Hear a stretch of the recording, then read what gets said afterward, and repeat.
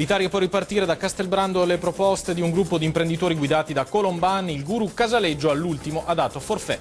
Parliamo adesso di economia, difficoltà alle imprese. Il tema è caldo di questi giorni, viene reso attuale ancora di più oggi in un'assise di piccoli imprenditori a Castelbrando, nelle colline trevigiane, dove doveva tra l'altro arrivare il guru del Movimento 5 Stelle, Gianroberto Casaleggio. All'ultimo però ha dato forfait. Vediamo allora il servizio. Un convegno nel castello di Cison di Valmarino, nel Trevigiano.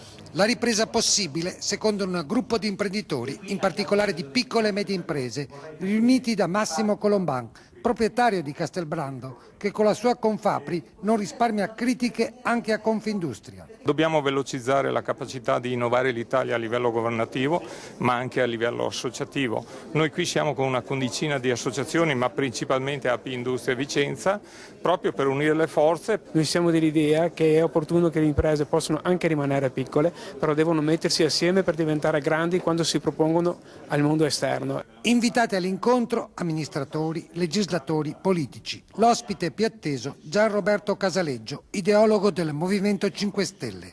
Colomban è vicino alle posizioni di Grillo, lo ha votato, ora dice. E di fatti oggi sono deludenti sia dai partiti di governo che dai partiti dell'opposizione. Quindi siamo qui per dare una sterzata. In sala per ora c'è Vito Crimi, ex capogruppo al Senato dei 5 Stelle.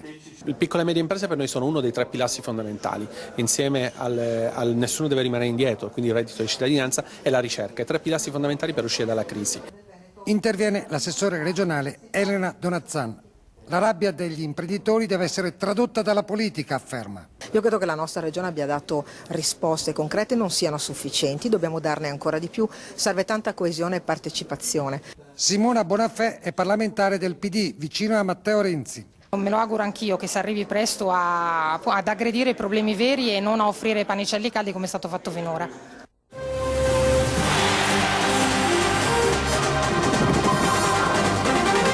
Vivace confronto ieri a Castelbrando nel Trevigiano tra imprenditori e politici. Era atteso anche l'ideologo del Movimento 5 Stelle Casaleggio, il quale alla fine però ha dato forfait.